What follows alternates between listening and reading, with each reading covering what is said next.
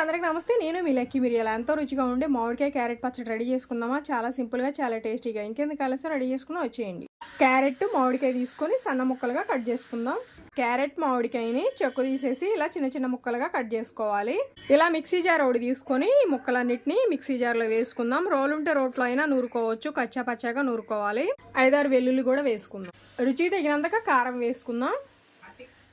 కొంచెం జీలకర్ర వేసుకుందాం. తగినంత సాల్ట్ వేసుకుందాం.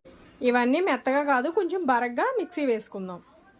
స్టవ్ ఆన్ చేసి గిన్నె పెట్టేసి తగినంత ఆయిల్ వేసుకున్నాం. ఆయిల్ వేడయింది. అలానే మినపప్పు, శనగపప్పు, ఆవాలు ఇవి వేసుకొని వేపుకుందాం. 2 ఎండుమిరపకాయలు కూడా వేసుకుందాం. అవి లైట్గా ఫ్రై అయితే చాలు. జీలకర్ర వేసుకుందాం. ఆవాలు చిట్పట్లాడితే చాలు. కరివేపాకు, వెల్లుల్లి వేసుకుందాం. కొంచెం పసుపు వేసుకుందాం. ఇప్పుడు మనం మిక్సీ వేసుకున్న పచ్చడి వేసుకుందాం. ఒక 2 నిమిషాలు ఇలా మగ్గించుకుందాం. పచ్చడిని టేస్ట్ అనేది బాగుండిద్ది. ఎంతో టేస్టీగా ఉండే మామిడికాయ క్యారెట్ పచ్చడి రెడీ అయిందండి. వేడి వేడి అన్నంలో కనుక కొంచెం వేసుకొని, కొంచెం నెయ్యి వేసుకొని తింటే ఉండిద్దండి. సూపర్ ఉండిద్దండి. వీడియో నచ్చిందా? లైక్ చేయండి, షేర్ చేయండి, సబ్స్క్రైబ్